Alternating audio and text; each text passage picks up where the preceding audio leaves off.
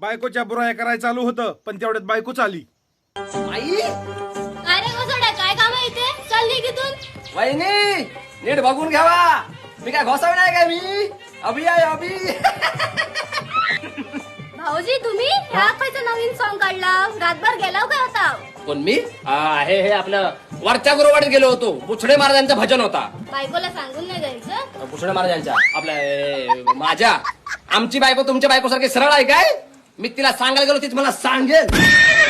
हो डाकीन चेटकीन आणि हेडल्या समजांचा एकत्र आशीर्वाद घेऊन जन्मास आलाय ती. आणि ती समोर आली म्हणजे?